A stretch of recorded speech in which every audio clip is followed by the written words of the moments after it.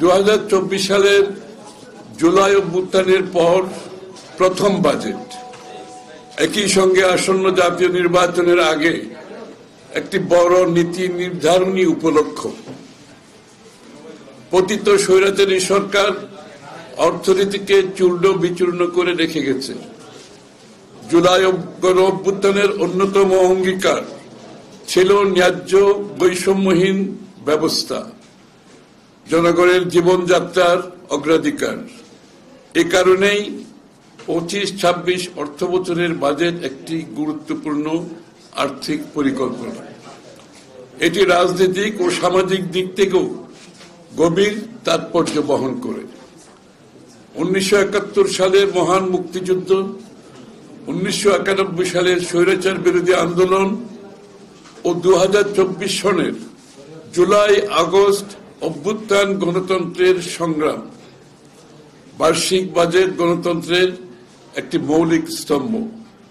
Budget রাজনৈতিক সরকারের জনগণ থেকে প্রাপ্ত ম্যান্ডেট ও অগ্রাধিকার প্রতিফলিত করার কৌশল ও বাস্তবায়ন কাঠামোর আর্থিক প্রতিবেদন। প্রতিটি দফা যাচাই বাছাই ও কাটছাঁট করে অবাধ ও সুষ্ঠু ভোটের মাধ্যমে নির্বাচিত জনপ্রতিনিধিগণ জনগণের মৌলিক অধিকারের আইনি কাঠামো প্রদান করে বাজেটের মাধ্যমে। ইতিহাস সাক্ষ্য দেয়, ম্যাগনা কার্টা কর আরোপের নিরঙ্কুশ ক্ষমতাকে সীমিত করেছিল। যুক্তরাজ্যে গৌরবময় বিপ্লব কর ও ব্যয়ের উপর সংসদের কর্তৃত্বকে সুদৃঢ় করেছিল। প্রতিনিধিত্ব ছাড়া কর আরোপ নয়, এই স্লোগান আমেরিকার বিপ্লবের ভিত্তি। আমরা এক যুগান্তকারী নজির তৈরি করতে পারতাম। বাংলাদেশের জাতীয়তাবাদী দল সর্বক্ষেত্রে অন্তর্বর্তীকালীন সরকারকে সহযোগিতা করছে। আমরা প্রত্যাশা করেছিলাম অন্তর্বর্তীকালীন সরকার আন্দোলনকারী রাজনৈতিক দলের সাথে আলোচনা করে ন্যূনতম জাতীয় ঐক্যমত্য স্থাপনের মাধ্যমে বাজেট প্রণয়ন করবে, যেহেতু সংসদ নাই, নির্বাচিত সরকার নাই। অন্তর্বর্তীকালীন সরকার চাইলে সমাজের বিভিন্ন শ্রেণী পেশার মানুষের মতামত নিতে পারত। বিশেষজ্ঞ, নাগরিক সমাজ, ব্যবসায়ী, তরুণ প্রতিনিধিরাও অংশ নিতে পারতেন। তাহলে বাজেট একটি সমন্বিত অর্থনৈতিক দৃষ্টিভঙ্গির প্রতীক হতো। দেশের বিভিন্ন কণ্ঠের প্রতিচ্ছবি হয়ে উঠত এই বাজেট, কিন্তু সেই সুযোগটি কাজে লাগানো হয়নি। বাজেট প্রণয়ন একমুখী, অংশগ্রহণহীন ও গতানুগতিক ধারার হতো। নতুন চিন্তার প্রতিফলন ঘটত। বর্তমানের বিশেষ পরিস্থিতিতে এই সংলাপ আরও জরুরি ছিল, বিশেষ করে দেশের অর্থনৈতিক রাজনৈতিক অবস্থার প্রেক্ষাপটে। অন্তর্বর্তীকালীন সরকার বলছে ডিসেম্বর থেকে জুনের মধ্যে নির্বাচন সম্পন্ন করবে, অর্থাৎ 2025-26 বাজেটীয় বছরের মধ্যেই নির্বাচিত সরকার আসবে। ওয়েস্টমিনস্টার ঐতিহ্য অনুসরণকারী দেশ অনেক দেশেই অন্তর্বর্তীকালীন শাসন সংক্রান্ত রীতিনীতি আছে, যা বাংলাদেশে নাই। সাধারণ নির্বাচন আসন্ন হলে বা নতুন সরকারের সম্ভাবনা থাকলে বাজেট অনুমোদনের ভিন্ন পন্থা থাকে। অন্তর্বর্তীকালীন সরকার নীতি কাঠামোর বড় ধরনের পরিবর্তন করে না। উল্লেখযোগ্য কর সমন্বয় বা নতুন বৃহৎ আকারের আর্থিক প্রতিশ্রুতিও দেয় না। রাজনৈতিক সংলাপ হলে ঐক্যমত্যের ভিত্তিতে ব্যয় বরাদ্দে বাস্তবসম্মত পুনর্বিন্যাস হতো। স্বৈরাচারী সরকারের সীমাহীন, জনবান্ধবহীন নীতি কাঠামো উদ্ভূত দীর্ঘমেয়াদী উচ্চ মূল্যস্ফীতিজনিত সাধারণ মানুষের জীবনযাত্রার ব্যয় নির্বাহের সংকট থেকে মুক্তির দিক নির্দেশনা থাকত। বর্তমানে মূল্যস্ফীতি প্রায় ডাবল ডিজিট, তা কমিয়ে 6.5% করার কথা বলা হচ্ছে, যা বাস্তবসম্মত মনে হয় না। দারিদ্র্য বৃদ্ধির হারে লাগাম টানা যেত, দারিদ্র বৃদ্ধির হারে লাগাম টানা যেত। বিশ্ব ব্যাংকের তথ্য বলছে অন্তর্বর্তী সরকারের আমলে ২৭ লাখের বেশি মানুষ আগের চেয়ে বেশি দরিদ্র হয়ে পড়েছে, হতদরিদ্র। এর মধ্যে 18 লক্ষ নারী। মজুরি বৃদ্ধির হার মূল্যস্ফীতির নিচে থাকায় প্রকৃত আয় কমেছে। দারিদ্র বৃদ্ধির পাশাপাশি ভোক্তা ব্যয়ের উপরও চাপ সৃষ্টি করেছে। দেশি বিদেশি বিনিয়োগ স্থবির হওয়ায় আনুষ্ঠানিক অনানুষ্ঠানিক প্রায় সব খাতে কর্মসংস্থান কমেছে। ফলে সমাজে ভাঙন ধরেছে, দরিদ্র জনগোষ্ঠীর সংখ্যা বাড়ছে। কৃষি উৎপাদন প্রবৃদ্ধি গত 1 দশকের মধ্যে সর্বনিম্ন। এ সময়ে দেশে কৃষি ও সেবা খাতের প্রবৃদ্ধির হার যথাক্রমে 1.5% এবং 0.58% হ্রাস পেয়েছে। বিবিএস এর হিসাব মতে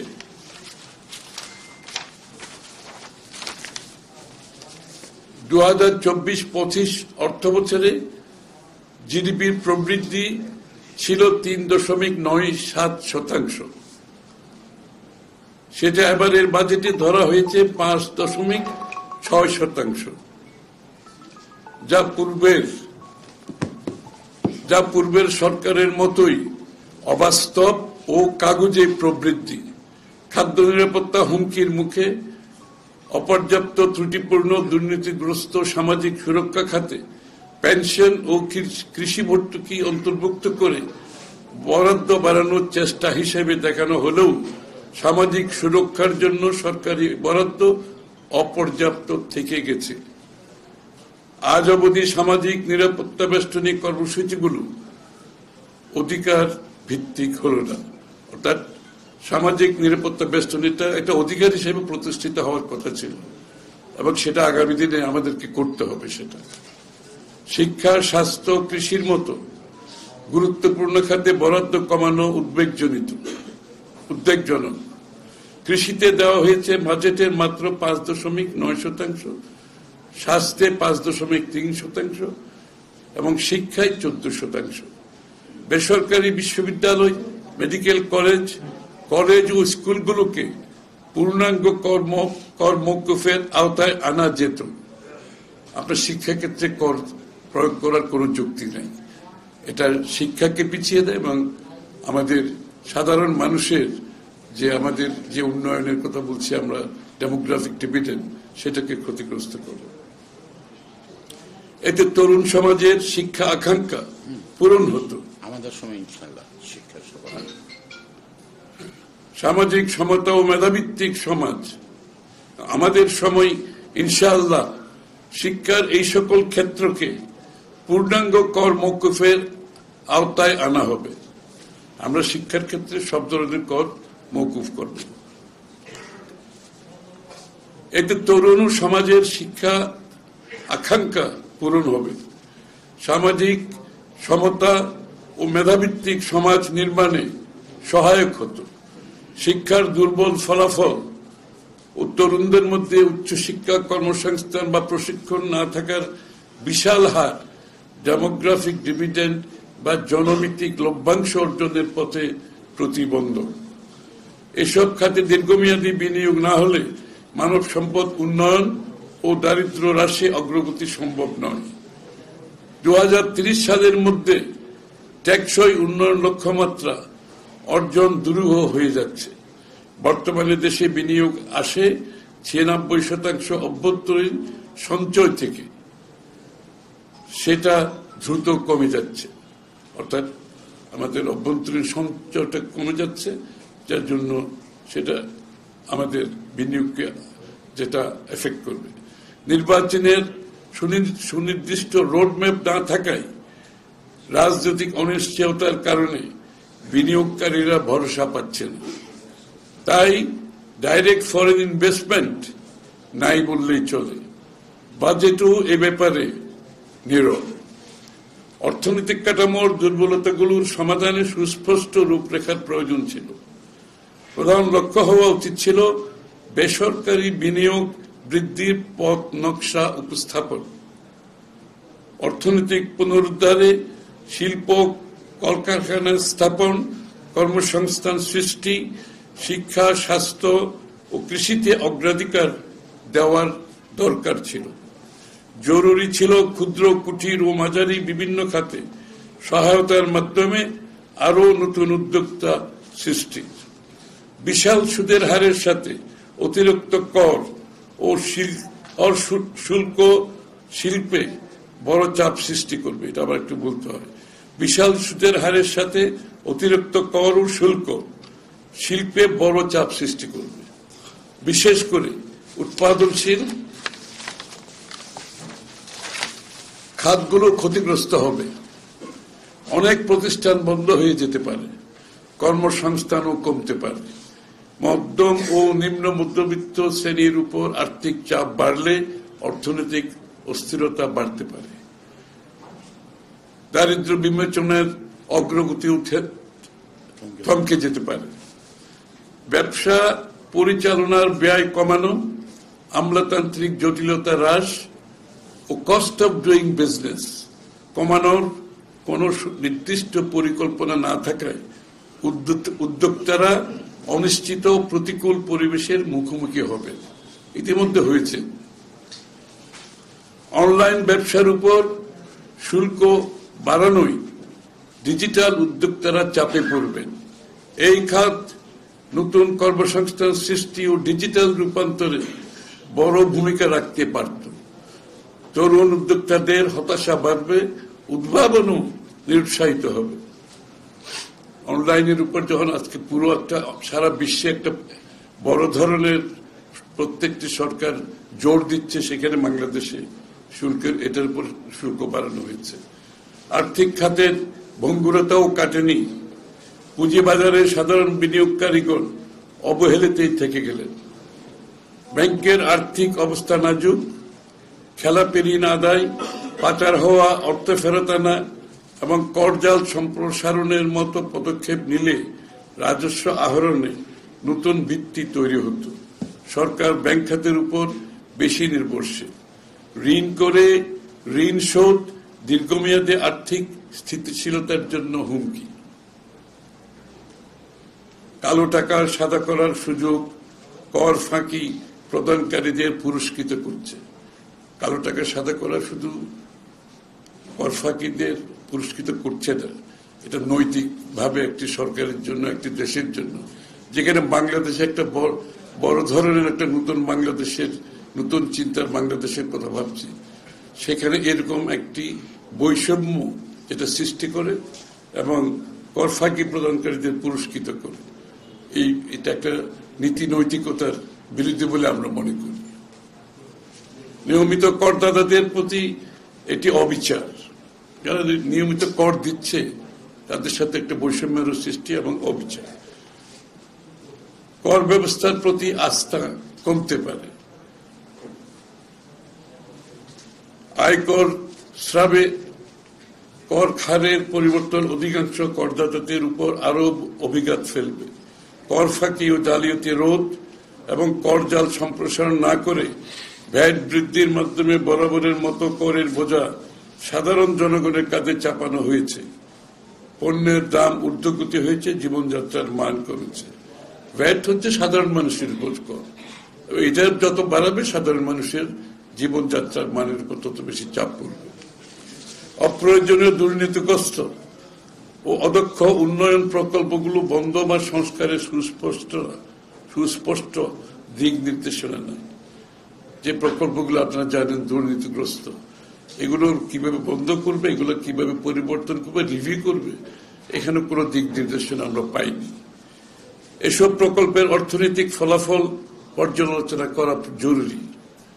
প্রয়োজনে রিভিউ এবং রিনেগোশিয়েটেড করা যেতে পারে, এতে ব্যয় কমিয়ে জনকল্যাণে বরাদ্দ বাড়ানো সম্ভব।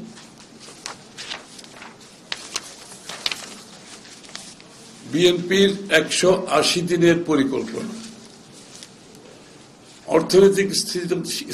অর্থনৈতিক স্থিতিশীলতা ফিরিয়ে আনা, মানুষের আস্থা অর্জন, ভবিষ্যতের জন্য দৃঢ় ভিত্তি গড়তে প্রয়োজন স্বচ্ছ, অংশগ্রহণমূলক, উদ্ভাবনী অর্থনৈতিক পরিকল্পনা।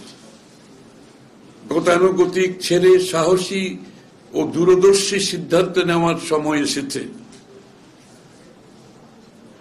তাহলেই জাতির জন্য আশা, আস্থা, পুনর্গঠনের দিগন্ত উন্মোচন হবে। আউট অফ দ্য বক্স চিন্তা করতে হবে। সে গতানুগতিক অর্থনৈতিক পরিকল্পনা আর কাজ করবে না।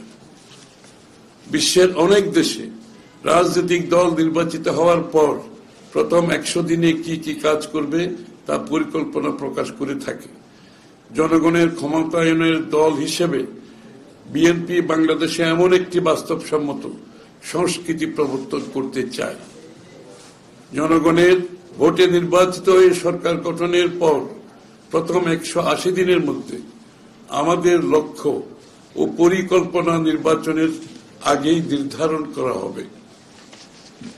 এই 6 মাসের পরিকল্পনার ভিত্তিতে একটি অ্যাকশন ওরিয়েন্টেড রোডম্যাপ প্রণয়ন করা হবে। বিভিন্ন সেক্টরে বিএনপি কি কি পদক্ষেপ গ্রহণ করবে আমরা সেগুলো স্পষ্টভাবে তুলে ধরব। এখানে সারসংক্ষেপ দিচ্ছি। আমরা একটা বিস্তারিত এটা পাবলিকেশন আসছে, এটা পরবর্তীতে শেয়ার করব। ওখান থেকে সারসংক্ষেপগুলো এখানে আমরা দিচ্ছি। ঈদের পরে সেটা আমরা করতে পারব। প্রাথমিক স্কুলের শিক্ষকদের অর্থনৈতিক সুবিধা ও সামাজিক মর্যাদা বৃদ্ধি করা, এটা শিক্ষা ব্যবস্থার আওতায়। প্রাথমিক স্কুলের শিক্ষকদের অর্থনৈতিক সুবিধা ও সামাজিক মর্যাদা বৃদ্ধি করা তাদের বিশেষ প্রশিক্ষণ কর্মসূচির আওতায় আনা হবে। দেশের ও প্রবাসী শিক্ষাবিদ, পেশাজীবী ও বিশেষজ্ঞদের সমন্বয়ে বিশেষজ্ঞ কমিটি গঠন করা হবে। মূল লক্ষ্য হবে প্রাথমিক পর্যায় থেকে বহু ভাষা, ক্রীড়া, কৃষ্টি এবং ব্যক্তিগত ও পেশাগত উন্নয়ন সহ বাস্তবায়ন বিষয়সমূহ শিক্ষাক্রমে অন্তর্ভুক্ত করা হবে। এই বিষয়গুলো একেবারে প্রাইমারি লেভেল থেকে আমরা শিক্ষাগুলো আমাদের শিক্ষার অন্তর্গত হবে। সরকারি ব্যবস্থাপনায় plumbing, electrician, mechanics, dental hygienist, medical technician ইত্যাদির স্বল্পমেয়াদী ট্রেড কোর্স চালু করা হবে। সবাই তো আর স্কুল, কলেজ, ইউনিভার্সিটিতে যাওয়ার দরকার নেই। মানুষের বিভিন্ন ভোকেশন থাকা দরকার। এটাকে মাথায় রেখে আমরা এই বিষয়গুলো চালু করব। যারা হায়ার স্টাডিতে যেতে চায় না তারা এর মাধ্যমে তাদের জীবনে, তাদের পেশায় যেতে পারবে এবং সাধারণের জীবনের সাথে এটার সুসম্পর্ক আছে থাকবে। শিক্ষা ব্যবস্থাকে বাস্তবমুখী করতে অ্যাপ্রেন্টিসশিপ, ইন্টার্নশিপ এবং ইন্ডাস্ট্রি একাডেমিয়া সহযোগিতা বৃদ্ধির জন্য কার্যকর পদক্ষেপ গ্রহণ করা হবে। প্রাথমিকভাবে বিভাগীয় শহরগুলোতে অবস্থিত বিশ্ববিদ্যালয়গুলোর সঙ্গে স্থানীয় ব্যবসা বাণিজ্য প্রতিষ্ঠানের সম্পর্ক স্থাপন করে এই কার্যক্রম শুরু হবে।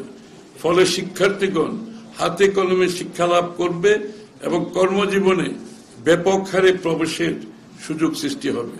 অর্থাৎ ইন্ডাস্ট্রির সাথে শিক্ষা কার্যক্রমের একটা সংযোগ সৃষ্টি হবে, যাতে করে শিক্ষার্থীরা তাদের পরবর্তীতে যারা চাকরি বাকরির জন্য যাতে সহজ হয়ে যায় বিষয়টা। জেলা পর্যায়ে কলেজ ও বিশ্ববিদ্যালয়ে ইনোভেটিভ বিজনেস আইডিয়া বাণিজ্যিকীকরণ করতে প্রতিযোগিতামূলক প্রক্রিয়ায় সিড ফান্ডিং বা ইনোভেশন গ্রান্ট প্রদান করা হবে। এর মূল উদ্দেশ্য হল ক্যাম্পাস থেকে ব্যবসায়িক উদ্যোক্তা তৈরি করা। অর্থাৎ ক্যাম্পাসে থাকতে সবাই তো চাকরি করবে না, আমরা ক্যাম্পাস থেকে তাদেরকে এমনভাবে এডুকেট করতে চাই তারা যখন উদ্যোক্তা হিসেবে বেরোতে পারে। অর্থাৎ ক্যাম্পাস থেকে বের হয়ে তারা উদ্যোক্তা হিসেবে জীবনে তাদের ক্যারিয়ার করতে পারে। তারা নতুন এবং সৃজনশীল ব্যবসায়িক ধারণা বাস্তবায়ন করে দেশের অর্থনীতিতে অবদান রাখতে পারবে। চাকরির সাথে সাথে আমাদের উদ্যোক্তা সৃষ্টি করতে হবে, সবাই তো আর চাকরি করার সুযোগ নেই। স্বাস্থ্যসেবা, রোগ প্রতিরোধমূলক প্রাধান্য দিয়ে টিকাদান, স্বাস্থ্য শিক্ষা সচেতনতা তৈরির একাধিক কর্মসূচি বাস্তবায়ন করা হবে। স্বাস্থ্যকর জীবনযাপন, স্যানিটেশন এবং পুষ্টির উপর জনগণের মধ্যে ব্যাপক সচেতনতা সৃষ্টি করা হবে। চিকিৎসক স্বাস্থ্যকর্মীদের জন্য স্পেশালাইজড ট্রেনিং স্কিম শুরু করা হবে। তারা রোগের দ্রুত শনাক্তকরণ ও প্রতিরোধে দক্ষ হয়ে উঠবে। এটা হচ্ছে প্রাইমারি হেলথ কেয়ার, যেটা আমরা অসুস্থ প্রাইমারি হেলথ কেয়ারটা যদি আমরা ভালোভাবে অ্যাড্রেস করতে পারি তাহলে পরবর্তীতে স্বাস্থ্য ভালো থাকে। কারণ আমাদের প্রাইমারি হেলথ কেয়ার না থাকাতে স্বাস্থ্য ক্রমান্বয়ে খারাপের দিকে যায়। তো সুতরাং যদি প্রাইমারি হেলথ কেয়ারটা প্রপারলি দেওয়া যায় তাহলে কিন্তু পরবর্তীতে রোগ বাড়া এগুলো কমে যায় আস্তে আস্তে। চিকিৎসক স্বাস্থ্য নিরাপদ পানি সরবরাহের জন্য আধুনিক পরিশোধন ব্যবস্থা ও বৃষ্টির পানি সংগ্রহের জন্য পর্যায়ক্রমে দেশব্যাপী রিজার্ভার তৈরি করা হবে। জনগণ নিরাপদ পানি পাবে। পানি তো একটা বড় সমস্যা স্বাস্থ্যের জন্য। আমাদের বেশিরভাগ রোগ কিন্তু পানি থেকে আসে। এই জন্য আমাদের সঠিকভাবে পানিটা যাতে পাই, যে পানিটা নিরাপদ, সে তার ব্যবস্থা করা খুবই প্রয়োজন। নারীর ক্ষমতায়ন। প্রায় প্রান্তিক 4 কোটি পরিবারের মধ্যে প্রাথমিক পর্যায়ে 50 লক্ষ দরিদ্র গ্রামীণ পরিবারের জন্য ফ্যামিলি কার্ড চালু করা হবে প্রাথমিকভাবে। এটা ক্রমান্বয়ে বাড়বে। তাদের প্রতি মাসে রাষ্ট্রীয়ভাবে আর্থিক সহায়তা অথবা প্রয়োজনীয় খাদ্য সহায়তা প্রদান করা হবে। এর মাধ্যমে নারীর অর্থনৈতিক ক্ষমতায়ন নিশ্চিত হবে এবং পরিবারগুলো ধীরে ধীরে স্বাবলম্বী হয়ে উঠবে। নারীদের নিরাপত্তায় সর্বোচ্চ গুরুত্ব দেওয়া হবে। বিচারিক প্রক্রিয়ায় ধর্ষক নিপীড়কদের দৃষ্টান্তমূলক শাস্তির ব্যবস্থা করা হবে। নারীদের জন্য ইউনিয়ন পর্যায়ে ডেডিকেটেড সাপোর্ট সেল প্রতিষ্ঠা করা হবে। সেখানে যে কোনো লাঞ্ছিত নারীর জন্য প্রয়োজন মোতাবেক নারী ডাক্তার, আইনজীবী, মানবাধিকার কর্মী সর্বাঙ্গীন নিশ্চিত করা হবে। অর্থাৎ এখানে আপনি খেয়াল করবেন, ডাক্তার, আইনজীবী, মানবাধিকার কর্মীর একটা সমন্বয় ঘটানো হয়েছে। কারণ আমাদের এখানে এই প্রবলেমটা মহিলাদের, যে নারীরা ফিল করে ডাক্তার পেলে আইনজীবী পায় না, আইনজীবী পেলে আপনার মানবাধিকার কর্মী পায় না। এখানে একটা সমন্বয় সৃষ্টি হচ্ছে, তিনটার সমন্বয়, যাতে করে নারীরা একসাথে এই তিনটার সমর্থন পায় আর কি আগামী দিনে। নারীদের স্বনির্ভরতা বাড়াতে ক্ষুদ্র, কুটির ও মাঝারি শিল্পে যোগ্যতার ভিত্তিতে স্বল্প সুদে ঋণের ব্যবস্থা করা হবে। তাদেরকে প্রয়োজনীয় প্রশিক্ষণ এবং ডেভেলপমেন্ট ও মার্কেটিং সাপোর্ট দেওয়া হবে। শহীদদের স্বীকৃতি। জুলাই গণঅভ্যুত্থানে এবং 16 বছরের ফ্যাসিবাদ বিরোধী আন্দোলনের সকল শহীদের তালিকা প্রস্তুত করে নিজ নিজ এলাকায় তাদের নামে সরকারি স্থাপনার নামকরণ করা হবে। শহীদ পরিবারগুলো সমূহকে রাষ্ট্রীয় স্বীকৃতি ও অর্থনৈতিক সহায়তা প্রদান করা হবে। গণ অভ্যুত্থানে ও ফ্যাসিবাদ বিরোধী আন্দোলনে যেসব গণতন্ত্রকামী ব্যক্তি পঙ্গু হয়েছেন, চোখ হারিয়েছেন, তাদেরকে স্বীকৃতি, চাকরির সহায়তা প্রদান করা হবে। অর্থাৎ তাদের জন্য একটা আলাদা ব্যবস্থা থাকবে।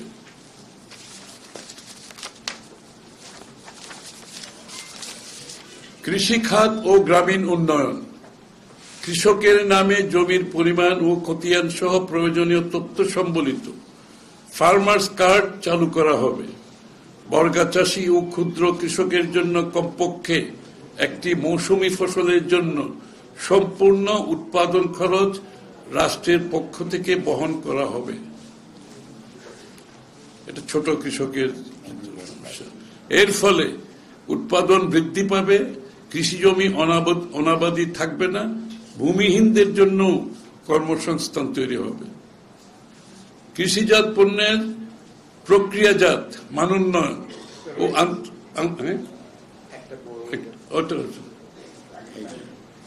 কৃষকের কাছে কৃষকের কাছে ইউনিয়ন পর্যায়ে রাষ্ট্র ন্যায্য মূল্যের ভিত্তিতে সরাসরি উৎপাদিত পণ্য ক্রয়ের উদ্যোগ গ্রহণ করবে এবং দেশব্যাপী কোল্ড স্টোরেজ তৈরি কাজ শুরু হবে। এই বিষয়টা সবসময় বলা হয়, কিন্তু এফেক্টিভলি করা হয় না। এই যে কৃষকের কাছ থেকে ইউনিয়ন পর্যায়ে ন্যায্য মূল্যে যে তাদের উৎপাদিত পণ্য ক্রয়ের ব্যাপারটা অত্যন্ত গুরুত্বপূর্ণ।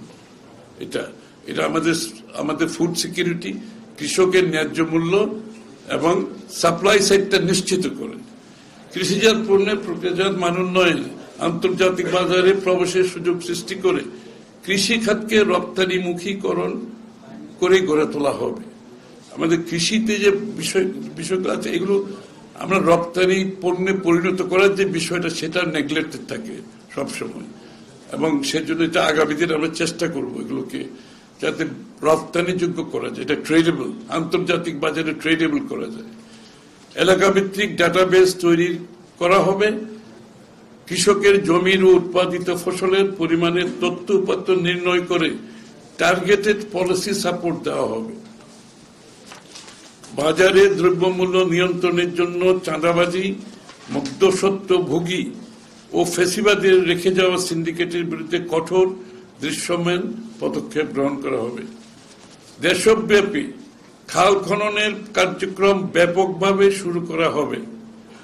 বন্যা ও খরা থেকে কৃষকদের সুরক্ষিত রাখার কর্মসূচি নেওয়া হবে। এই উদ্যোগের মাধ্যমে পানি সরবরাহ ও নিষ্কাশন ব্যবস্থার উন্নতি ঘটানো হবে। আমাদের খাল কর্মসূচি আপনারা দেখেছেন ইতিমধ্যে শুরু হয়েছে, এটা আমরা বিপুলভাবে সারা দেশে নিয়ে যাব ইনশাআল্লাহ। ডিজিটাল প্রযুক্তির সর্বোচ্চ ব্যবহারের মাধ্যমে গ্রামীণ অর্থনীতি সচল, ক্ষুদ্র ও কুটির শিল্পের প্রসার, প্রশিক্ষণের মাধ্যমে দক্ষতা বৃদ্ধি এবং নতুন কর্মসংস্থানের সুযোগ সৃষ্টি ও জনশক্তি রপ্তানির ব্যবস্থা নিশ্চিত করা হবে। ডিজিটাল প্রযুক্তিকে আমরা একেবারে সর্বস্তরে নিয়ে যেতে চাই। গ্রামের লোক যাতে ডিজিটাল ওয়ার্ল্ডের সাথে সংযুক্ত হওয়ার জন্য ঢাকা শহরে আসার দরকার নেই, সে তার বাড়িতে যেতে থেকে সংযুক্ত হতে পারে ডিজিটাল ওয়ার্ল্ডের সাথে, সেটা আমরা ব্যবস্থা করব। শিল্প খাত, $1 trillion economic roadmap, FDI, GDP লক্ষ্যমাত্রা 0.45% থেকে 2.5% নিয়ে যাওয়ার পরিকল্পনা নিয়েছে বিএনপি। এখানে একটু বলার দরকার আছে, আমরা তো একটা $1 trillion ইকোনমির কথা বলেছি, এবং সেখানে বর্তমানে বাংলাদেশের যে বিনিয়োগ অবস্থা সেটা হচ্ছে 0.45% জিডিপি। আমরা এটাকে 2.5% নিয়ে যেতে চাচ্ছি। তাহলে আমাদের $1 trillion যে অর্থনীতির যে লক্ষ্যমাত্রা, আমাদের যে আকাঙ্ক্ষা, সেটা আমরা পূরণ করতে পারব, এবং এটা অত্যন্ত বাস্তব এবং এটা সম্ভব। জনগণের বিএনপি 2034 সালের মধ্যে জনগণের ঘাট থেকে বাড়তি ট্যাক্সের লাগাম টেনে ধরা, শিল্প খাতের বিকাশে $1 trillion জনগণের ঘাট থেকে ট্যাক্সের লাগাম টেনে ধরা, শিল্প খাতের বিকাশে বিনিয়োগ বান্ধব নীতি গ্রহণ করে দেশি বিদেশি বিনিয়োগ আকৃষ্ট করা হবে। যেসব বিনিয়োগে বিপুল পরিমাণ কর্মসংস্থান সৃষ্টি হয় সেই ধরনের প্রকল্পে অগ্রাধিকার দেওয়া হবে। শিল্প বান্ধব যে আমরা বলছি দেশে বিদেশে, যে আমরা ডিরেগুলেশনটা খুব সিরিয়াসলি করব, লিবারেলাইজেশনটা খুব সিরিয়াসলি করব। অর্থাৎ এগুলো হচ্ছে কিন্তু অন্তরায়। এখান থেকে বেরোতে হলে আমাকে ডিরেগুলাইজ এবং লিবারেলাইজেশন দিকে বড়ভাবে যেতে হবে। বিনিয়োগ সহজ করতে কোম্পানি রেজিস্ট্রেশন থেকে শুরু করে ব্যাংকিং সাপোর্ট নিশ্চিতের লক্ষ্যে ওয়ান স্টপ সার্ভিস বাস্তবায়ন করা হবে। নতুন শিল্প সৃষ্টির জন্য কৃষি, মৎস্য, অন্যান্য উৎপাদনমুখী খাতকে প্রাধান্য দেওয়া হবে। পাটকল, বস্ত্রকল, চিনিকল সহ আওয়ামী দুঃশাসনে বন্ধ হয়ে যাওয়া মাঝারি বৃহৎ শিল্পসমূহের তালিকা প্রস্তুত করে সেগুলো পুনরায় চালুর দৃশ্যমান উদ্যোগ নেওয়া হবে। তথ্য প্রযুক্তি খাত, ক্ষুদ্র ও মাঝারি শিল্প উন্নয়নের জন্য দেশব্যাপী প্রোডাকশন ফ্যাসিলিটি, ডিজিটাল প্ল্যাটফর্ম এবং ট্রেনিং প্রোগ্রাম হাতে নেওয়া হবে। তারা আন্তর্জাতিক প্ল্যাটফর্মে সরবরাহকারী হিসেবে প্রতিষ্ঠিত হয়ে পণ্য বিশ্বব্যাপী বিক্রি করতে সক্ষম হবে। অর্থাৎ ডিজিটাল ইকোনমির মাধ্যমে তাদের অ্যাক্সেস সারা বিশ্বে হয়ে যাবে, তারা ঘরে বসে তাদের পণ্য রপ্তানি করতে পারবে। বাংলাদেশে ফেসবুক, গুগল, ইউটিউব ইত্যাদি সোশ্যাল প্ল্যাটফর্মের অফিস খোলার জন্য উদ্যোগ গ্রহণ করা হবে।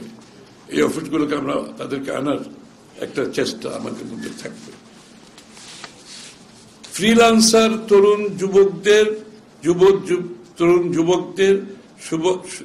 যুবতীদের সুবিধার্থে অগ্রাধিকার ভিত্তিতে বাংলাদেশে পেপ্যাল এবং অন্যান্য পেমেন্ট মেথড সহ ই-কমার্স প্রতিষ্ঠানগুলোর কার্যক্রম শুরু করার জন্য উদ্যোগ গ্রহণ করা হবে।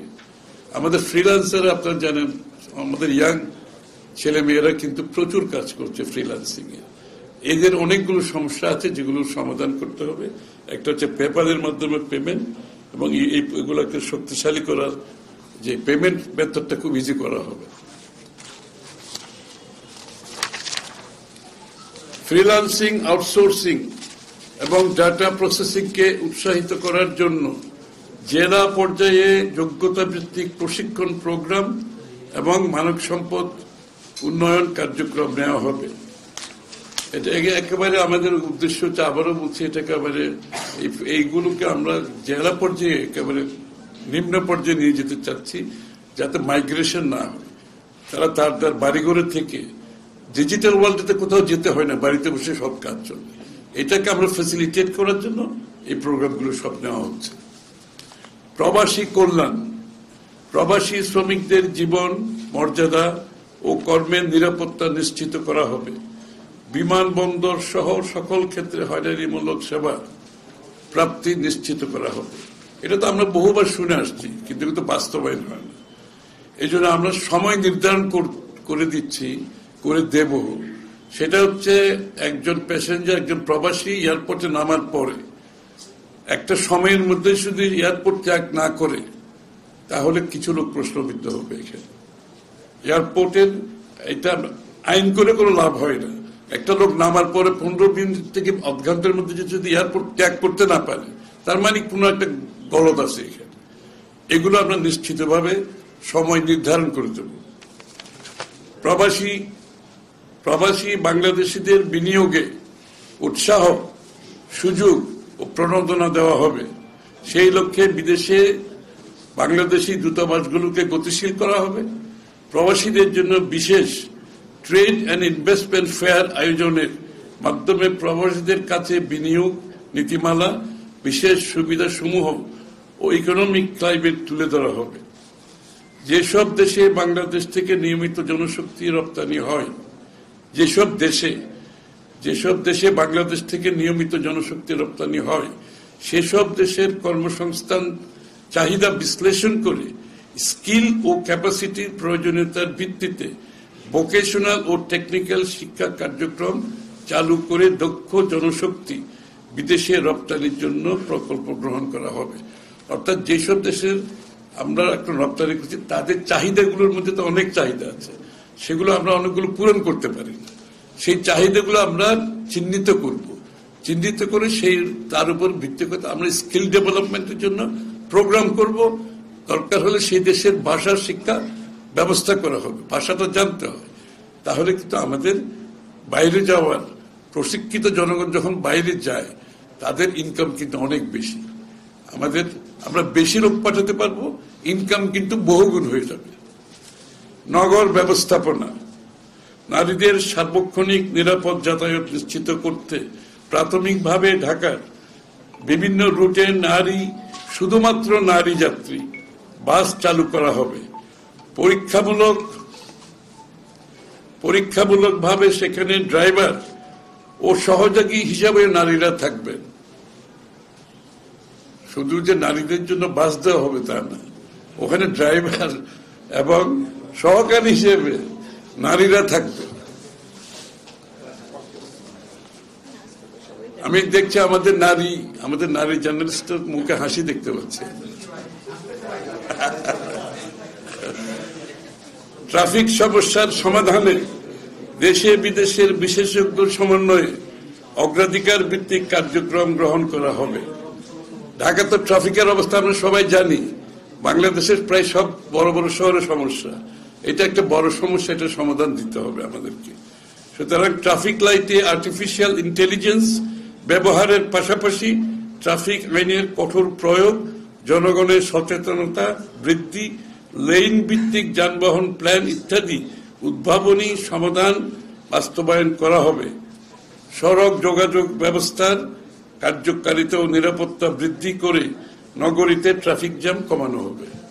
ট্রাফিক জ্যাম না কমালে এটা উন্নয়নের প্রতি একটা বড় বাধা। কিন্তু শুধু আমাদের যে কষ্ট হয় তা না, এটা উন্নয়নের প্রতি একটা বড় বাধা। পরিবেশ ব্যবস্থাপনা 5 বছরে 25 থেকে 30 কোটি বৃক্ষরোপণের কর্মসূচি ইতিমধ্যে ঘোষণা করেছে বিএনপির পক্ষ থেকে। 25 থেকে 30 কোটি বৃক্ষরোপণ, তৃণমূল থেকে শুরু করে রাজধানী পর্যন্ত ব্যাপকভাবে বৃক্ষরোপণ কর্মসূচি, বৃক্ষমেলা আয়োজন করা হবে। দেশের প্রতিটি ইউনিয়ন এবং মহানগরের প্রতিটি থানায় উন্মুক্ত মাঠের সংখ্যা বাড়িয়ে স্থানীয় পর্যায়ে প্রাকৃতিক পরিবেশের সুরক্ষা ও উন্নতি নিশ্চিত করতে গাছপালা রোপণ, সবুজ বেষ্টনী তৈরি এবং পরিবেশ বান্ধব ব্যবস্থাপনার মাধ্যমে একটি গ্রিন অ্যান্ড ক্লিন বাংলাদেশ গড়ে তোলার উদ্যোগ নেওয়া হবে। পলিথিন নিষিদ্ধ করে পাটজাত ব্যাগকে উৎসাহিত করা হবে। সকল ইকো ফ্রেন্ডলি ও সাস্টেনেবল প্রোডাক্টকে উৎসাহিত করা হবে। আইন শৃঙ্খলা, ধর্ষণ, ছিনতাই, রাহাজানি, চুরি সহ সকল নৈরাজ্যের বিরুদ্ধে জিরো টলারেন্সের মাধ্যমে কঠোর ব্যবস্থা নেওয়া হবে। যে কোনো মূল্যে বিচারহীনতার সংস্কৃতির অবস্থান ঘটিয়ে অপরাধীদের আইনের আওতায় আনা হবে। মাঠ পর্যায়ে পুলিশের মনোবল বৃদ্ধির জন্য ট্রেনিং, কনসালটেশন, মোটিভেশন এবং মনিটরিং সহ বিভিন্ন পদক্ষেপ গ্রহণ করা হবে। এসব পদক্ষেপের মাধ্যমে পুলিশ সদস্যদের পেশাদারিত্ব, দক্ষতা, সেবামূলক মনোভাব বৃদ্ধি করা হবে, জনগণের নিরাপত্তা নিশ্চিত করতে সহায়ক হবে।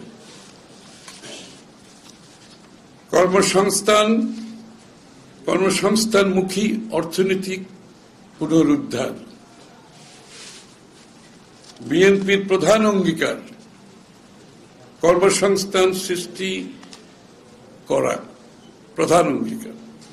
সরকার গঠন করলে 1 কোটি মানুষের জন্য নতুন কর্মের সংস্থান করা হবে, অর্থাৎ প্রথম 18 মাসে 1 কোটি মানুষের কর্মসংস্থান করা হবে। এটার উপর আমরা বিস্তারিত, আমরা কিভাবে এই 1 কোটি মানুষের চাকরি হবে 18 মাসে, এটার উপর আমরা বিস্তারিত আপনাদেরকে পরবর্তীতে, এটা আছে আমাদের, কিন্তু এখানে বলতে গেলে অনেক সময়ের প্রয়োজন। এটা আমরা বিস্তারিত আপনাদের সামনে তুলে ধরব, 18 মাসে কিভাবে 1 কোটি মানুষের চাকরির কর্মসংস্থান করা যাবে।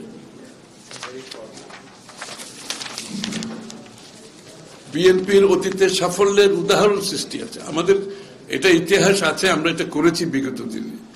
এই জন্য আমরা আমাদের পক্ষে সম্ভব এবং আমাদের সেই কনফিডেন্স আছে বলে আমরা বিষয়টির সামনে নিয়ে এসেছি। বিএনপির রাষ্ট্র পরিচালনার দায়িত্ব থাকাকালীন উন্নয়ন নীতির একটি উল্লেখযোগ্য দিক ছিল শ্রমঘন শিল্প স্থাপন করা, পাশাপাশি উদ্বৃত্ত শ্রমকে বিদেশে রপ্তানির উদ্যোগ নেওয়া। আমরা আগেও এটা করেছি, আমরা লেবার ইন্টেন্সিভ ইন্ডাস্ট্রি করেছি। দেশের ভিতরে যারা চাকরি পায় না তাদেরকে বিদেশে যাওয়ার প্রটোকলগুলো জিয়া রহমান সাহেব সই করেছে, দেশনেত্রী বেগম খালেদা জিয়া পরবর্তী এগুলোকে আরো বাড়িয়ে নিয়েছিল। এতে করে নতুন মানুষের কর্মের সংস্থান হয়েছে। শুধু তাই নয়, জনমানুষ এক শ্রমবাজার নতুন মানুষের কর্মের সংস্থান জনমানুষ এক শ্রমবাজার থেকে আরেক শ্রমবাজারে প্রবেশও করেছে। যেমন পোশাক শিল্পের বিকাশের কারণে কৃষি নির্ভর গ্রামীণ শ্রমবাজার থেকে মানুষজন পোশাক কারখানায় শহরের দিকে যেতে শুরু করে।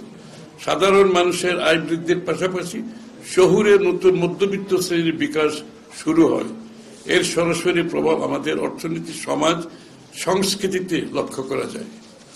সার্বিকভাবে 1978 থেকে 1981 সাল পর্যন্ত মোট দেশজ উৎপাদনের প্রবৃদ্ধি ছিল 2 থেকে 3%। বিএনপির প্রথম সরকারের সময়, জিয়া রহমান সাহেব সময়। 1991 থেকে 96 সালে তা বেড়ে দাঁড়ায় 4 থেকে 5%। দ্বিতীয় সরকার দেশনেত্রী বেগম খালেদা জিয়ার নেতৃত্বে 2001 সাল থেকে 2006 সালে 6 থেকে 7% প্রবৃদ্ধি। আপনি ট্রেন্ডটা খেয়াল করবেন, বিএনপির প্রত্যেক সরকারের সময় যে প্রবৃদ্ধি কিন্তু 2 থেকে 3% বেড়েছে, এটা হচ্ছে ট্রেন্ড কিন্তু। এবং এই ট্রেন্ডটা কিন্তু বাংলাদেশে আজকে যেখানে আছে, এটা বিএনপি সরকারের করা 7% পর্যন্ত গ্রোথ প্রবৃদ্ধি, এটা বিএনপিরই করা। এবং এখন 7.06 আমরা লাস্ট রেখে আসছিলাম, আপনারা জানেন। সুতরাং এখনো কিন্তু 7 পয়েন্টের কাছে কেউ যেতে পারেনি। বক্তব্য শুনেছি আমরা, কিন্তু 7 পয়েন্টের কাছে যাইনি। সুতরাং এই ট্রেন্ডটা বিএনপি সেট করেছে অর্থনীতিতে অলরেডি। সুতরাং আমরা আগামী দিনে বলতে চাই, সার্বিক উন্নয়ন ও নতুন কর্মসংস্থানের জন্য বিএনপি এবার দেশজ উৎপাদন বৃদ্ধির লক্ষ্যমাত্রা নির্ধারণ করেছে 8%। আমরা লাস্ট দেখে আসছিলাম 7.06, এরপর তো কমে গেছে, এখন তো আরো কমে যাচ্ছে, কিন্তু আমরা এটাকে 8% নিয়ে যাব আগামী দিন ইনশাআল্লাহ।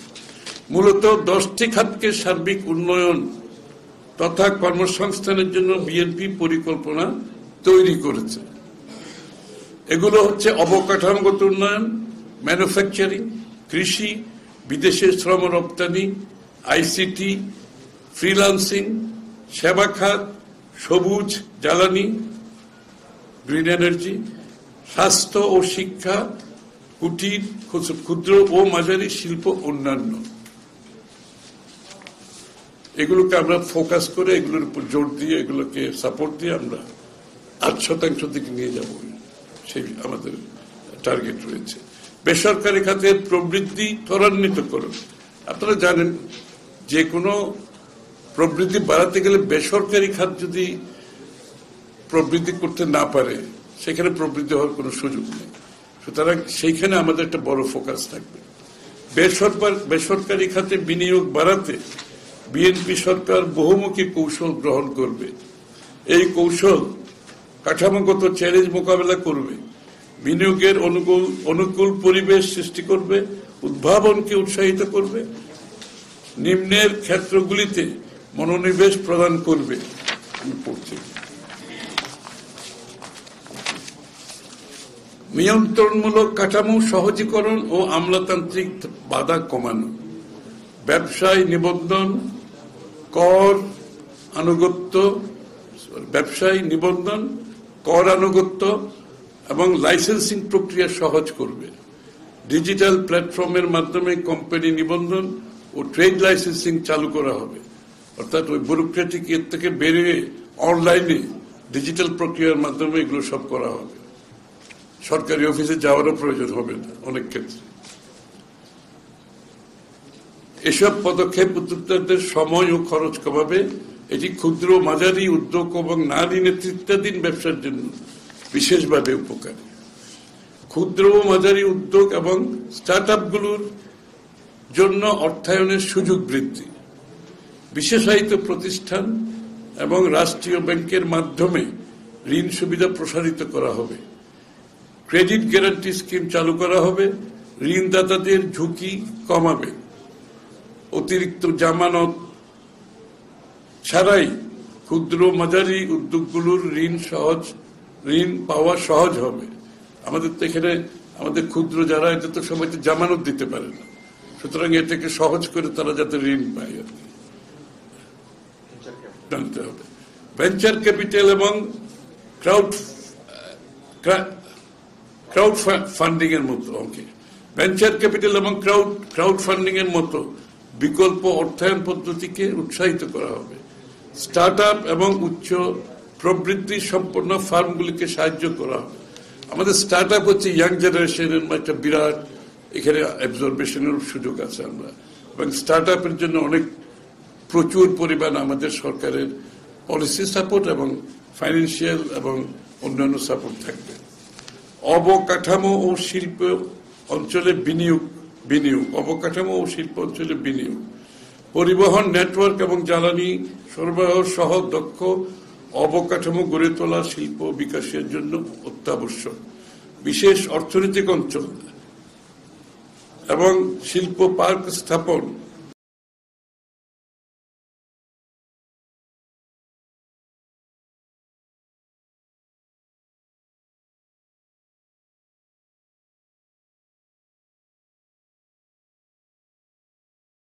ও সম্প্রসারণ করবে।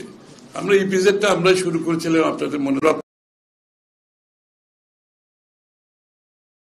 ওষুধ, তথ্য প্রযুক্তি এবং কৃষি প্রক্রিয়াকরণ শিল্পে মনোযোগ দেওয়া হবে। এতে অর্থনৈতিক ঝুঁকি কমবে। আমাদের যত বেশি প্রোডাক্ট বাড়বো, রপ্তানির জন্য আমাদের ঝুঁকি কমে আসবে। উন্নত প্রযুক্তি গ্রহণে সহায়তা করা হবে। গবেষণা ও উন্নয়নকে উৎসাহিত করা হবে। উৎপাদনশীলতা ও প্রতিযোগিতা সক্ষমতা বৃদ্ধিতে জোর দেওয়া হবে। আমাদের বিশেষ করে রিসার্চ এবং আর্টিফিশিয়াল ইন্টেলিজেন্স, টেকনোলজি, এগুলোতে জোর দিতে হবে, কারণ এগুলোর সাথে দেশের উন্নয়ন কিন্তু জড়িত। এগুলোকে বাদ দিয়ে এখন কোনো উন্নয়ন হয় না। আর যতই প্রোগ্রাম করবেন, টেকনোলজিতে যদি পিছিয়ে থাকেন, আর্টিফিশিয়াল ইন্টেলিজেন্স যদি পিছিয়ে থাকেন, রিসার্চে পিছিয়ে থাকেন, তাহলে কিন্তু আমরা যে জায়গায় পৌঁছতে চাচ্ছি সেটা সম্ভব নয়। এই জন্য এই জায়গাগুলোকে অ্যাড্রেস করা হবে। আর্থিক খাতের স্থিতিশীলতা শক্তিশালীকরণ, আর্থিক খাতে টেকসই অর্থনৈতিক প্রবৃদ্ধির জন্য সাহসী সংস্কার বাস্তবায়ন জরুরি। ব্যাংকিং খাতের সুশাসন উন্নত করা হবে। আর্থিক অন্তর্ভুক্তি বাড়ানো হবে। অর্থায়নের জন্য পুঁজিবাজারের বিকশিত করা হবে। এখন পুরো আর্থিক খাতের বিনিয়োগের সোর্সটা হচ্ছে ব্যাংক থেকে লোন নেওয়া। সেখান থেকে আমরা পুঁজিবাজারকে শক্তিশালী না করলে আমরা আসলে কিন্তু বিনিয়োগের জন্য যে অর্থায়নের প্রয়োজন সেটা সম্ভব হবে না। এই জন্য আমরা পুঁজিবাজারকে আমরা বিশেষভাবে নজর দেব পুঁজিবাজারের দিকে। আর অন্যান্য প্রোডাক্ট, আমরা অনেকগুলো প্রোডাক্ট দরকার, খালি ব্যাংকিং এর বাইরেও যে ফিনান্সিয়াল প্রোডাক্টগুলো আছে সেই প্রোডাক্টগুলো আমরা বাংলাদেশে আমরা চাইবো আগামী দিনে আসুক, এবং বিদেশিরাও সেটা নিয়ে আসতে পারে, দেশের মধ্যেও সম্ভব। ব্যাংকিং খাতকে ক্ষুদ্র ও মাঝারি উদ্যোগের জন্য সহজীকরণ, ক্ষুদ্র ও মাঝারি শিল্পের জন্য ঋণ প্রক্রিয়া সহজ করা জরুরি। বাংলাদেশ ব্যাংকের সহায়তায় ক্রেডিট গ্যারান্টি স্কিম বাড়ানোর মাধ্যমে ছোট ব্যবসার জন্য জামানতের উপর নির্ভরতা কমানো হবে। নগদ প্রবাহ ভিত্তিক ঋণকে গুরুত্ব দিয়ে সম্পদ ভিত্তিক ঋণের পরিবর্তে ব্যবসার পারফরমেন্স ও ডিজিটাল লেনদেনের ইতিহাস দেখে ঋণ দেওয়া হবে। বিশেষ করে খুচরা ও পরিষেবা খাতে এটি কার্যকর হবে। বাণিজ্যিক ব্যাংকগুলোকে ক্ষুদ্র ও মাঝারি শিল্প ব্যাংকিং এর জন্য আলাদা বিভাগ খুলতে উৎসাহিত করা হবে। ক্ষুদ্র ব্যবসার হয়রানি বন্ধ করতে ঋণ শ্রেণীকরণ ও আদায় পদ্ধতির সংস্কার করা হবে। এখন ব্যাংকিং এর মধ্যে যে অবস্থা আছে এটা গতানুগতিক ভাবে চলছে, এটা সব সমস্যার সমাধান হবে না। আমাদেরকে একটা নতুন অ্যাপ্রোচ এখানে দিতে হবে। যে ব্যাড লোন যেগুলো হয়েছে, এগুলো উইলফুল ডিফল্টার আছে, ইচ্ছা করে যারা ডিফল্ট হয়েছে, আর যারা ইচ্ছার বাইরে বিভিন্ন অবস্থার কারণে যারা ক্ষতিগ্রস্ত হয়েছে, এগুলোকে অ্যাড্রেস করতে হবে সেপারেটলি। একই সাথে ব্যাংকের স্বার্থ রক্ষা করতে হবে। গ্রামীণ উদ্যোক্তা এবং নারী পরিচালিত উদ্যোগগুলোতে পৌঁছাতে এজেন্ট ব্যাংকিং ও মোবাইল ব্যাংকিং সেবা বাড়ানো হবে। কৃষি প্রক্রিয়াকরণ, হালকা প্রকৌশল, তথ্য যোগাযোগ প্রযুক্তি, নারী উদ্যোক্তার মতো উৎপাদনশীল বেসরকারি খাতে বাধ্যতামূলক ঋণ কোটা চালু করা হবে। পুঁজিবাজার উন্নতির জন্য পদক্ষেপ, তালিকাভুক্ত কোম্পানিগুলোর প্রতি বিনিয়োগকারীদের আস্থা বাড়াতে কঠোর স্বচ্ছতার নিয়ম ও স্বাধীন নিরীক্ষা নিশ্চিত করা হবে। বিনিয়োগকারীর ভিত্তি সম্প্রসারণের জন্য বিনিয়োগ শিক্ষা প্রচার, লেনদেন খরচ কমানো এবং হিসাব খোলা সহজ করা হবে। ডিজিটাল ট্রেডিং প্ল্যাটফর্মগুলোকে আধুনিকীকরণ, অনলাইন আইপিইউ সাবস্ক্রিপশন ব্যবস্থাকে এর সঙ্গে সংযুক্ত করা, দ্রুত নিষ্পত্তির জন্য ফিনটেক প্রযুক্তিতে অন্তর্ভুক্ত করা হবে। কর্পোরেট বন্ডের জন্য একটি তারল্য বাজার তৈরি করতে পেনশন তহবিল, বীমা কোম্পানি এবং অন্যান্য আর্থিক প্রতিষ্ঠানগুলোকে বিনিয়োগে উৎসাহিত করা হবে। যে নতুন যে ফাইন্যান্সিয়াল প্রোডাক্টগুলো আমাদেরকে বাজারে আনতে হবে, তাহলে বিনিয়োগকারীরা লাভবান হবে এবং যারা দেশের উন্নয়নের জন্য সেটা অনেকটা সহযোগিতা করবে। আর্থিক পণ্যের বহুমুখীকরণ আসছে এখানে। আর্থিক পণ্যের বহুমুখীকরণে অনেক পদক্ষেপ নেওয়া হবে। এর মধ্যে রয়েছে লিজ ও ফ্যাক্টরিং এর প্রসার ঘটানো, ভেঞ্চার ক্যাপিটাল ও এঞ্জেল বিনিয়োগের জন্য আইনি ও আর্থিক কাঠামো তৈরি, প্রাইভেট ইকুইটি তহবিল সহায়তা, ইসলামিক আর্থিক পণ্য যেমন মুদারবা, ইজারা বিকল্পগুলো বাড়ানো, সবুজ বন্ড, গ্রিন বন্ড এবং ব্লেন্ডেড ফাইন্যান্স উপকরণ চালু, মোবাইল অপারেটর এবং ফিনটেক প্ল্যাটফর্মগুলোর মাধ্যমে ডিজিটাল ঋণ প্রদান ইত্যাদি। অর্থাৎ এই ঋণের প্রক্রিয়াটাকে একটা আধুনিকীকরণ ডিজিটাল প্রক্রিয়ার মধ্যে নিয়ে আসতে হবে এবং এখানে যে বিভিন্ন প্রোডাক্টগুলো আসবে, এগুলো আসলে যদি আমরা এটাকে ডিজিটালাইজ করতে না পারি, অটোমেটেড করতে না পারি, এই প্রোডাক্টগুলো কিন্তু পারফর্ম করতে পারবে না। এই জন্য আমাদেরকে দুইটাই করতে হবে। একদিকে নতুন ফিনান্সিয়াল প্রোডাক্ট আনতে হবে, অটোমেশন একসাথে করতে হবে, দুটো একসাথে করতে হবে। জ্বালানি ও বিদ্যুৎ কৌশল প্রণয়ন, প্রাকৃতিক গ্যাস, সৌর, জলবিদ্যুৎ প্রযুক্তির সমন্বয়ে বাংলাদেশের আদর্শ মিশ্রণ নির্ধারণ, সিস্টেম ভিত্তিক পরিকল্পনা করতে একটি টাস্ক ফোর্স গঠন করবে।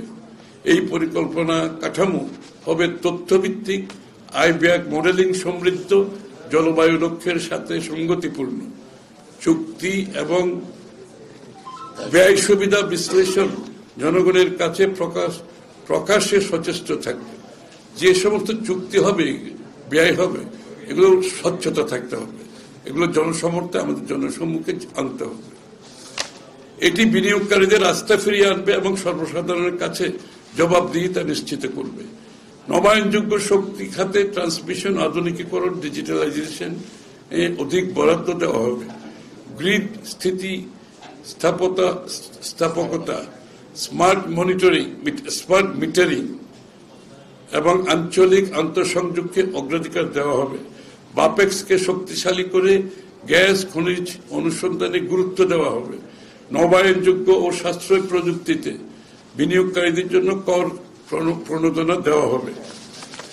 নীল অর্থনীতি, গ্রিন ইকোনমি, বঙ্গোপসাগরের বিশাল সামুদ্রিক সম্পদকে টেকসইভাবে ব্যবহারের মাধ্যমে অর্থনৈতিক প্রবৃদ্ধি, কর্মসংস্থান সৃষ্টি, খাদ্য নিরাপত্তা, জলবায়ু সহনশীলতা অর্জনের লক্ষ্যে টেকসই সামুদ্রিক সম্পদ ব্যবস্থাপনা, সমুদ্রভিত্তিক শিল্প ও প্রযুক্তির উন্নয়ন, জীব বৈচিত্র্য রক্ষা ও সামুদ্রিক পরিবেশ সংরক্ষণ, উপকূলীয় জনগোষ্ঠীর জীবনমান উন্নয়ন গবেষণা এবং উদ্ভাবন ও মানব সম্পদ উন্নয়নে জোর দেওয়া হবে।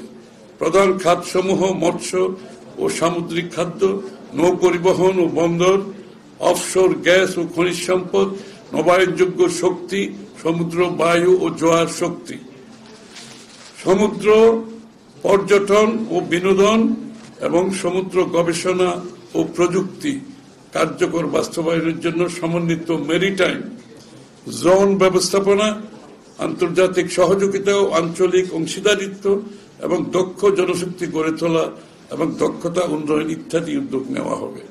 সো ব্লু ইকোনমির উপরে আমাদের বিস্তৃত প্রোগ্রাম আছে এবং এখানে অর্থনীতিতে অবদান আমাদের কর্মসংস্থান সৃষ্টি সহ সার্বিকভাবে উপকৃত হবে। সমুদ্র উপকূলীয় অঞ্চলের জীব বৈচিত্র্য রক্ষা এবং দীর্ঘস্থায়ী